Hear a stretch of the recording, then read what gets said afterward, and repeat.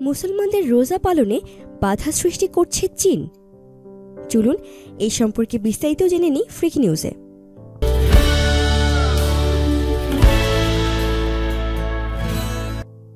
রমজান মাস পবিত্র একটি মাস।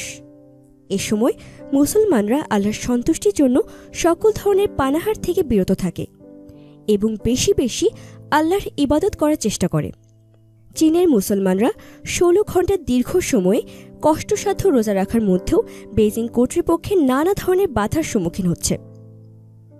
দেশটির মুসলিম প্রধান অঞ্চল জিনজিয়াং প্রদেশে এই পবিত্র মাসে দিনের বেলায় সকল ধরনের খাবারের দোকান খোলা রাখার নির্দেশ দিয়েছে সরকার।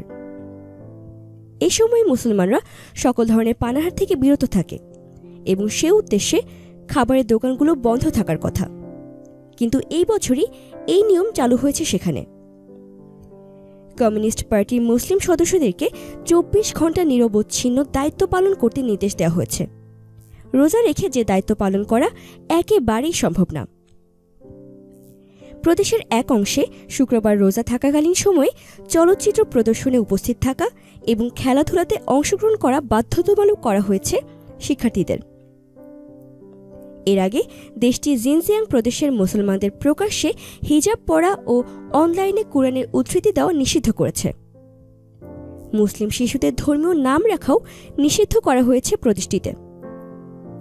চীন সরকারের দাবি, দেশের জাতীয়তা ও ঐতিহ্য রক্ষার্থে এই ধরনের সিদ্ধান্ত নেওয়া হয়েছে। অন্যদিকে চীনের মুসলমানদের উপর স্বাধীনতা হরণের কথা বলছে আন্তর্জাতিক মানবাধিকার সংস্থাসমূহ। এতক্ষণ আমাদের সাথে থাকার জন্য ধন্যবাদ। আমাদের পরবর্তী আপডেট পেতে ফ্রিকি নিউজ চ্যানেলটি সাবস্ক্রাইব করে আমাদের সাথেই থাকুন।